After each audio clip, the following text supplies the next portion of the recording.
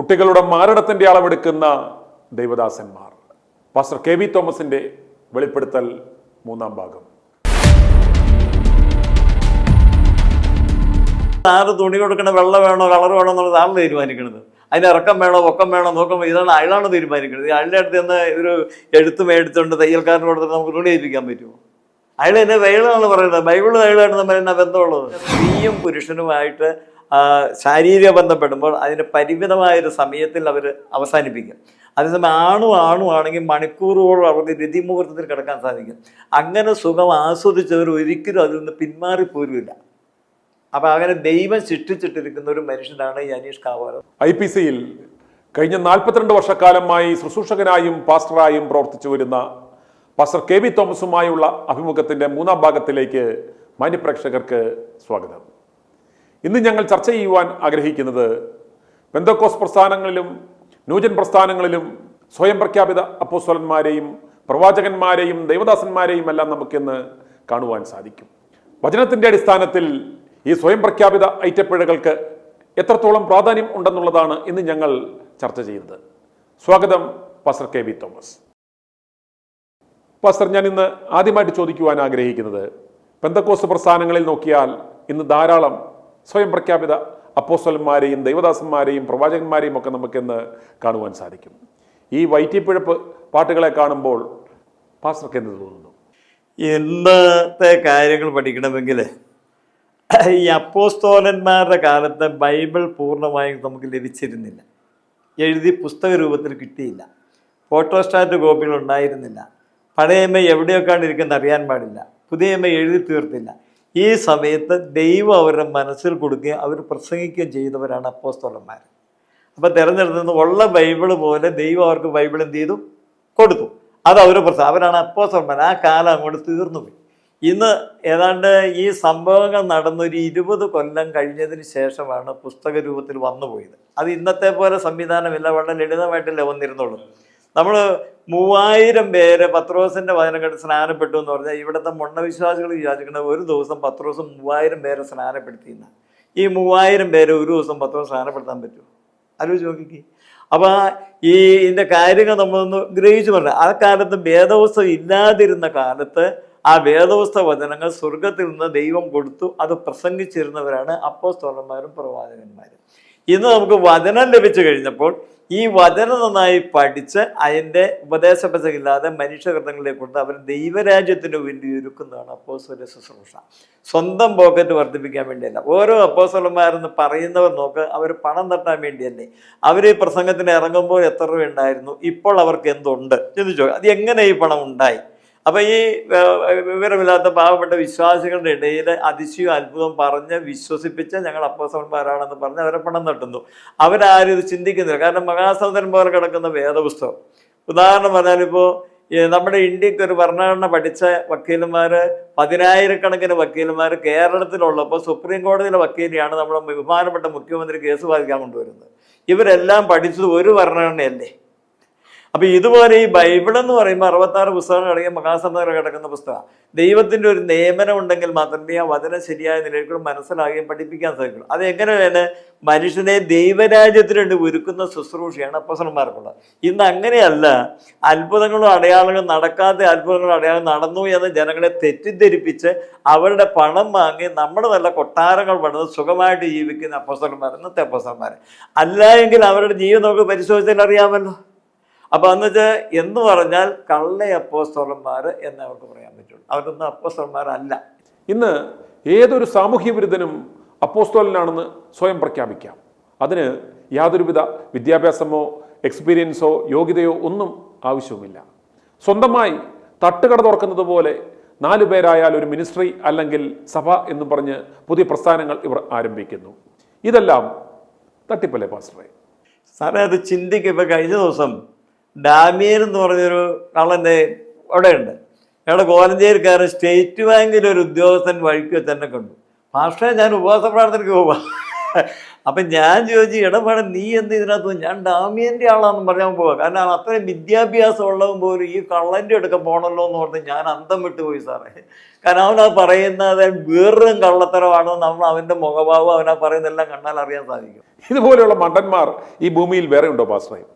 IAS ഓഫീസർമാർ, IPS ഓഫീസർമാർ, class 1 gazetted ഓഫീസർമാർ, ഇവരൊക്കെയാണ് ഇന്ന് 2ാം ക്ലാസ്സും കുസ്തിയും ഒക്കെയുള്ള CC പിടിക്കുവാൻ പൊക്കൊണ്ടിരുന്ന ഗുണ്ടകളുടെ അടുത്ത് പോയി അപ്പോസ്തലനാണെന്ന് പറഞ്ഞ് സ്വത്രം പറഞ്ഞ് നിൽക്കുന്നത്. ഞാൻ രക്ഷിക്കപ്പെട്ടു എന്നാണ് ഇവറ്റകൾ പറയുന്നത്. രക്ഷ ഇതാണോ പാസ്റ്റർ? സാറേ, അങ്ങനെ രക്ഷിക്കപ്പെട്ടു, ഞാൻ പുതിയ സൃഷ്ടിയായി വീണ്ടും ജനിച്ചു പറയുന്ന ഒരു സമൂഹത്തിൽ ചെന്ന് ഇവൻ ഇരിക്കുക. അപ്പം ആ സമൂഹത്തിൽ തരുമ്പോൾ ഇവനും അങ്ങനെ ആയില്ലെങ്കിൽ എന്തോ ഇവനൊരു സെക്കൻഡ് ക്ലാസ് ആയി പോകില്ലേ. അപ്പം അതുകൊണ്ട് ഇവനും പറയുന്നു ഞാൻ അങ്ങനെ അങ്ങ് ആയി. അങ്ങനെ യഥാർത്ഥത്തിൽ ആയിട്ടല്ല, അങ്ങനെ ഒരു ഡ്യൂപ്ലിക്കേറ്റ് സംഘമാണ് ഈ വിശ്വാസികൾ എന്ന് പറയുന്നത്. പാസ്റ്റർ, ഈ രക്ഷിക്കപ്പെട്ടു എന്ന് പറയുന്നത് ഒരു ആത്മവഞ്ചനയല്ലേ? നീ രക്ഷിക്കപ്പെട്ടു എന്നൊരു തോന്നലുളവാക്കി അവൻ്റെ കയ്യിൽ നിന്നും സ്വത്രകാഴ്ചയും ദശാംശവും ഒക്കെ പിടുങ്ങുവാനുള്ള ഒരു തന്ത്രമല്ലേ ഈ പ്രഖ്യാപനം? ഇതിൻ്റെ ലക്ഷ്യം യഥാർത്ഥത്തിൽ എന്താണ്? ലക്ഷ്യം അവൻ്റെ പണമാണ്, അല്ലാണ്ട് വീണ്ടും ജനനോ മാനസാന്തരോ അല്ലെങ്കിൽ പുതിയ സൃഷ്ടിയല്ല.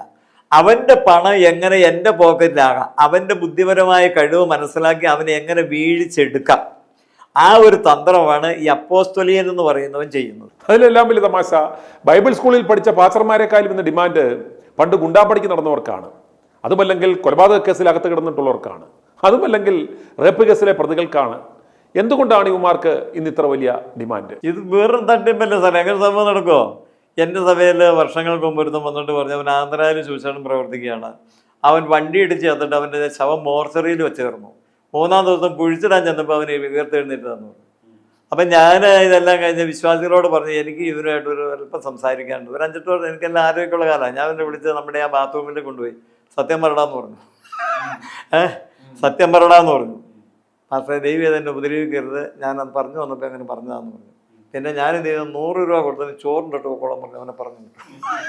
അപ്പോൾ ഇന്ന് മറ്റേത് പണിക്ക് പോകുന്നതിനേക്കാളും ലാഭകരമാണ് ഈ പണി. ചുരുക്കം പറഞ്ഞാൽ മേലനങ്ങാതെ പണമുണ്ടാക്കാനും വ്യഭിചാരത്തിനുമുള്ള ഒരു നല്ല മറയല്ലേ ഈ അപ്പോസ്തോലപ്പണി? ഏറ്റവും നല്ല മറ സാറേ. ഇവനൊന്നും ഒരു 50 രൂപയ്ക്ക് പണിയെടുക്കാൻ കഴിവുള്ളവനെ അല്ല. ഈ ബൈബിൾ സ്കൂൾ കച്ചവടക്കാരൻ ഈ കോളനികളിൽ കിടക്കുന്ന മഹാഭാവങ്ങളെ കൊണ്ടുവന്ന് പഠിപ്പിച്ച് കയറ്റി വിടുന്ന ഒരു വീട്ടിൽ വരാനോ ഒരു മനുഷ്യരോട് മാന്യമായി ഇടപെടുവാനോ സംസാരിക്കാനുള്ള ഒരു കീഴ്വഴക്കമോ കുടുംബ പാരമ്പര്യം ഒന്നും ഇവനില്ല. ഈ പെന്തക്കോസ്ത് പാസ്റ്റർമാർക്ക് ഇവനെ ഈ 3 കൊല്ലം കഞ്ഞി കൊടുത്ത് ഈ ചൂടാവാര പഠിപ്പിച്ചിട്ട് കറുത്ത പാനത്തും വെള്ള ഷർട്ടും ഒരു വേദവസോടും കൈ ഇറക്കിയിട്ടുണ്ട് പോലും. ഇതല്ലാതെ ഇവനെ ഒരു മനുഷ്യരോട് ഇടപെടാൻ പോലും ഇവൻ അറിയാൻ പാടില്ല സാറേ. അവനാണ് നമ്മുടെ ഈ പെണ്ണുങ്ങൾ കൊണ്ടുപോകുന്ന ചുമ്മാ ഈ ദശാംശം എന്നും പറഞ്ഞ് രൂപ കൊടുക്കും. പിന്നെ പെണ്ണുങ്ങൾ രഹസ്യമായിട്ട് കൊണ്ട് കൊടുക്കും. പിന്നെ ഓരോ വീട്ടിൽ ഇപ്പോൾ സാറ് എൻ്റെ സഭയിലെ അംഗമാണ്. ഈ സാറ് മാസത്തിലൊരിക്കൽ സാറിൻ്റെ വീട്ടിലൊരു മീറ്റിംഗ് വെച്ച് കോഴിയിറച്ചിയും എല്ലാവർക്കും കൊടുക്കും. ഇവനൊരു 1000 രൂപ സംഭാവന കൊടുക്കും. എൻ്റെ പിറ്റേ അയ്യോ സുനിൽമാത്തുവിൻ്റെ വീട്ടിലൊരു മീറ്റിംഗ് നടന്നു, എന്നെ ആത്മീയ അന്തരീക്ഷമാണെന്നറിയോ, എന്നെ സന്തോഷമാണെന്നറിയോ. അപ്പത്തേയും മത്താഴ്ചം പറയും എന്നാൽ അടുത്ത മീറ്റിംഗ് എൻ്റെ വീട്ടിലായിക്കോട്ടെ. അപ്പൊ അവനെന്ത് പറയുന്നറിയോ, എന്നാൽ നമുക്ക് ഇന്ന പാസ്റ്ററെ കൂടി വിളിക്കാം. അപ്പൊ ആ പാസ്റ്ററെ വിളിക്കുമെങ്കിൽ അവന് 10,000 രൂപ കൊടുക്കണം. അപ്പൊ അതിൽ 5,000 ഇവന് കമ്മീഷൻ ഉണ്ട്. ഇങ്ങനെ ഈ കമ്മീഷൻ വ്യവസ്ഥയിലാണ് ഈ പരിപാടി നടന്നുകൊണ്ട്. അതായത് നമ്മുടെ കെയർ ഓഫിൽ പാസ്റ്ററെ വിളിച്ചാൽ അതിന്റെ കമ്മീഷൻ നമുക്ക് കിട്ടും അല്ലേ? ഇപ്പൊ സുനിൽ മാത്യുവിന്റെ വീട്ടിൽ ഭയങ്കര ആത്മീയ അന്തരീക്ഷം അല്ലായിരുന്നോ? അപ്പൊ മത്താഴ്ചം വരെയാണ് ഞങ്ങളുടെ വീട്ടിൽ പ്രാർത്ഥന വേണം. അപ്പൊ ഒരു കാര്യം, നമുക്കൊരു ഗസ്റ്റ് ഒരു പാത്രങ്ങൾ വിളിക്കാം. അപ്പൊ വിളിക്കാൻ അറിയാൻ പാടാത്ത ചൂടാപാല അറിയാവുന്ന വേറൊന്നിനെ വിളിക്കുക. അവനെ വിളിച്ച് ഇവന് ചൂടാപാല പറഞ്ഞാൽ അതിനും വലിയ അന്തരീക്ഷമാണെന്ന് പറഞ്ഞിട്ടുണ്ടെങ്കിൽ അപ്പൊ അവനൊരു 10,000 രൂപ കൊടുക്കണ്ടേ? ആ 10,000 രൂപ കൊടുക്കുമ്പോൾ അവന് 5,000 അവന് തിരിച്ചു വേണം. പാസ്റ്ററെ, അതുപോലെ ഈ പാച്ചറമണിക്കാരന്മാരുടെ ഇരകൾ എന്ന് പറയുന്നത് സ്ത്രീജനങ്ങളാണ്. ഇവന്മാർ എങ്ങനെയാണ് ഈ സ്ത്രീകളെ വലയിൽ വീഴിക്കുന്നത്? ഈ സാഹചര്യം ഏത് മനുഷ്യനും തെറ്റിക്കും. സാഹചര്യങ്ങൾ ഒത്തുവരുമ്പോൾ അപ്പൊ ആദ്യം ഇവര് വിശുദ്ധരാണ്, ഇവർ നിർമ്മലന്മാരാണല്ലോ എന്നുള്ള ഒരു നിലയിലാണ് സഹോദരിമാർ കൂടുതൽ സ്നേഹം ഇവരോട് എന്ത് ചെയ്തും അവര് ചെയ്യുന്ന ഏതോ ഒരു ദൈവീക പ്രവൃത്തിയാണെന്നുള്ള നിലയിൽ ഇവരെ സൽക്കരിക്കുകയും സ്നേഹിക്കുകയും സഹകരിക്കുകയും ചെയ്യുമ്പോഴാണ് ഇതിൽ നിന്ന് ആഘാത്ത് വരുന്നത്. ഈ ആഘാത്ത് വന്നു കഴിയുമ്പോൾ പിന്നെ അതിൻ്റെ ഒരു പ്രശ്നമായി, പിന്നെ കുടുംബം കലങ്ങി, പിന്നെ പിള്ളേരുടെ കാര്യം. അപ്പൊ ചിലർ അതിന് വഴങ്ങിപ്പോകും. അതും ഇവർ മുതലെടുക്കും. അതായത് ഇന്ന് പാച്ചർമാരാണ് എന്ന് പറഞ്ഞ് നടക്കുന്ന 90% ആളുകളും ഫ്രോഡുകളും ആഭാസന്മാരും ആണ് അല്ലേ? 90%. ഞാൻ 98 പറഞ്ഞത്. അപ്പൊ ഏതാണ്ട് 98. ഇപ്പൊ ഞങ്ങളുടെ സഭയിൽ ഒരുത്തനിരുന്നു. അവൻ 8 പിള്ളേരുടെ എന്നുവെച്ചാൽ പാൽക്കുപ്പിയുടെ അളവ് നോക്കി കൊച്ചു പിള്ളേരുടെ എന്താ വെച്ചാൽ ബാക്കി മനസ്സിലാക്കിക്കോ. ആ അളവ് നോക്കി സണ്ണി കുര്യനെ വേറെ ഒരു ആൾ കൊണ്ട് അവനെ വിസ്തരിച്ചു കഴിഞ്ഞപ്പോൾ ഇവൻ പറഞ്ഞ എൻ്റെ കൈ അറിയാതെ കൊച്ചിൻ്റെ അങ്ങോട്ട് ചെന്നതാന്ന് പറഞ്ഞു. അതുകൊണ്ട് ഇവർ പറഞ്ഞു ഇനി മേലിൽ നീ ഈ സെൻറ്ററിലേക്ക് വരരുത്, നിന്നെ ഞങ്ങൾ ഇവിടെ നിന്ന് വിട്ടേക്കാം, അപ്പോൾ നിന്നെ കുമ്പനാട്ട് വിവരം അറിയിക്കാതെ വിട്ടേക്കാം എന്ന് പറഞ്ഞു. അപ്പോൾ ഇവൻ പറഞ്ഞു അങ്ങനെയാണെന്ന് പറഞ്ഞാൽ ഇവനെ പാലക്കാട്ടേക്ക് സ്ഥലം മാറ്റി വിട്ടിട്ട് ആ ഭാഗത്ത് ഞാൻ അവിടുന്ന് ചൂച്ചാട് വിലക്ക് ഇറങ്ങിയതാണ് കേട്ടോ. ഒരു കല്യാണം നടന്നാൽ തലേ ദിവസം ഇവൻ ആ വീട്ടിലുണ്ട്, ഇവനെ പോയി വിളിക്കൂല. അവിടെ പാസ്സായി എന്നെ വിളിക്കൂല, എന്നെ വിളിച്ചാൽ എനിക്ക് പോകാൻ ഒത്തങ്ങളെ ഞാൻ പോവുള്ളൂ കേട്ടോ. അപ്പം എങ്ങനെയുണ്ട് ഇവൻ്റെ സ്വാധീനം പറഞ്ഞു. അപ്പം ഈ 8 പിള്ളേരെ ഇവനിങ്ങനെ ചെയ്ത് വിസ്തരിച്ച ഈ സെൻട്രലിലേക്ക് പ്രവേശിക്കരുതെന്ന് പറഞ്ഞ് ഇവനെ പറഞ്ഞു വിട്ട ഇവൻ ആ സെൻട്രലിൽ ഏതെങ്കിലും വീട്ടിൽ കല്യാണം നടന്നാൽ തലേ ദിവസം ഇവൻ ആ വീട്ടിലുണ്ട്. അപ്പം ഇവൻ്റെ സ്വാധീനം നോക്കി. യഥാർത്ഥത്തിൽ ITV ന്യൂസിലൂടെ ഇവന്മാരുടെ യഥാർത്ഥ സ്വഭാവം നമ്മൾ വെളിവാക്കി കൊടുത്തുകൊണ്ടല്ലേ ഇവന്മാർക്ക് ഇന്ന് യഥേഷ്ടം വീടുകളിൽ കയറി വിഹരിക്കുവാനുള്ള അവസരം ഇല്ലാതെ പോയത്. വീടുകളിൽ നിന്ന് പാച്ചർമാരെ ഒറ്റയ്ക്ക് കയറ്റുമ്പോൾ ഇന്നലെ സാറിന് ചാനലിൽ ഒരാൾ അടുക്കളക്കട കയറിയുന്നത്, ഞാനിതും പറഞ്ഞ അടുക്കളക്കട കയറിയുന്നത് നമ്മളിപ്പോൾ മാന്യമായ രീതിയാണ്. ഇപ്പം ഞാൻ സാറിൻ്റെ വീട്ടിൽ വരാന്നിരിക്കട്ടെ, സാറിൻ്റെ ഭാര്യ വിശ്വസ്തയാണ് നല്ലതാണെങ്കിൽ തന്നെ ഞാൻ വേറൊരു സഹോദരനോടോ എൻ്റെ ഭാര്യയോടോ കൂടി അവിടെ വരാവുള്ളൂ. ഞാൻ സാറിനെ ഇന്നത്തെ രീതി ഞാൻ സാറിനെ വിളിച്ചിട്ട് ഞാനിങ്ങനെ അവിടം വരെ വരണം, അപ്പോൾ അവരുടെ അനുവാദം ഉണ്ടെങ്കിലേ വരാവുള്ളൂ, അല്ലാതെ ഞാനവിടെ വരരുത്. അതാണ് എൻ്റെ രീതി. അതുപോലെ ഇന്ന് പഴയ പാച്ചർമാരെക്കാളും വിശ്വാസികൾക്ക് കൂടുതൽ ഇഷ്ടം ന്യൂജൻ പാച്ചർമാരെയല്ലേ. ഡപ്പാങ്കുത്തും റാപ്പും പോപ്പും ഒക്കെയല്ലേ അവർക്കിഷ്ടം. പബ്ബിലെ ഡാൻസ് പോലെയായില്ലേ ഇന്ന് ഇവന്മാരുടെ ന്യൂജൻ പൈശാചിക കേന്ദ്രങ്ങളിലെ ആരാധന. സാറേ, ഇന്ന് എൻ്റെ പ്രസംഗം ചാനലിൽ കേട്ടിട്ട് പല ആൾക്കാർ എന്നെ വിളിച്ചിട്ട് പറയും, ദൈവമേ ഞാനൊരു സുവിശേഷ പ്രസംഗം കേട്ടതിൽ സന്തോഷമുണ്ട് മാസ്റ്റർ എന്ന് പറഞ്ഞ് എന്നെ വിളിക്കാറുണ്ട് പല ആൾക്കാർ. ഇന്ന് ഇവരിങ്ങനെ പറയാന്ന് പറയുമ്പോൾ അവർക്ക് ബൈബിൾ അറിയാൻ പാടില്ല, അവർ തട്ടിപ്പവർ കാണും. ഈ പാവങ്ങൾ അറിയാതെ പോകുന്നല്ലേ സാറേ. അതുകൊണ്ട് ഇത് കള്ളത്തരാന്ന് അവർക്ക് അറിയാൻ പറ്റിയില്ല. അറിഞ്ഞിരുന്നെങ്കിൽ അവർ പോകില്ല. അറിഞ്ഞിരുന്നെങ്കിൽ തേജസ്സിൻ്റെ കർത്താവിനെ യഹൂദം ക്രൂശിക്കില്ലായിരുന്നു എന്ന് പറഞ്ഞ മാതിരി ഇവരിത് അറിയാതെ പോകുന്നതാണ്. അതുപോലെ പാസ്റ്ററെ, ഈ കാവാലം കുട്ടപ്പയ്യെക്കുറിച്ച് എന്താണ് അഭിപ്രായം? അയ്യോ, എൻ്റെ സാറ് അയാൾ വെള്ളമാണോ പറയണത്? ഞാൻ ചോദിക്കട്ടെ, സാറ് തുണി കൊടുക്കണ വെള്ളം വേണോ കളർ വേണോ എന്നുള്ളത് സാറിന് തീരുമാനിക്കണത്. അതിന് ഇറക്കം വേണോ പൊക്കം വേണോ നോക്കുമ്പോൾ ഇതാണ് അയാളാണ് തീരുമാനിക്കുന്നത്. അയാളുടെ അടുത്ത് നിന്ന് ഒരു എഴുത്ത് മേടിച്ചുകൊണ്ട് തയ്യൽക്കാരന് കൊടുത്തിട്ട് നമുക്ക് തുണി ഏൽപ്പിക്കാൻ പറ്റുമോ? അയാൾ എന്നെ വെള്ളമാണ് പറയുന്നത്. ബൈബിള് വെള്ളമായിട്ട് നമ്മൾ എന്നാ ബന്ധമുള്ളത്? വായിൽ വന്നെല്ലാം വിളിച്ച് പറഞ്ഞിട്ട് അതെല്ലാം അതിന് ഞങ്ങൾ കോഞ്ചൻ 2 പ്രാവശ്യം വന്നിട്ടുണ്ടാകുന്ന അയാൾ. ഇപ്പം നമ്മുടെ കോടതിയിൽ ഒരാളെ പോലീസുകാരൻ കേസ് തെളിയിക്കപ്പെട്ട 14 ദിവസത്തേക്ക് റിമാൻഡ് ചെയ്യാം. ഇതുപോലെ ദൈവം കൊടുക്കുന്നൊരു ശിക്ഷയാണ് ആണാണോടും പെണ്ണിനോടും അവിലക്ഷണമായി പെരുമാറുന്നത്. റോമാലേഖനം 1-ാം അധ്യായം 24, 26, 28 ഈ 3 വാക്യങ്ങൾ അത് കൃത്യമായിട്ട് കൊടുത്തിട്ടുണ്ട് കേട്ടോ. അപ്പം ഇവനെ ദൈവത്തിന് ഇഷ്ടമില്ലാത്തവരും ദൈവം ശിക്ഷിച്ചിരിക്കുന്ന അതെല്ലാം സ്ത്രീയും പുരുഷനുമായിട്ട് ശാരീരിക ബന്ധപ്പെടുമ്പോൾ അതിന് പരിമിതമായൊരു സമയത്തിൽ അവർ അവസാനിപ്പിക്കും.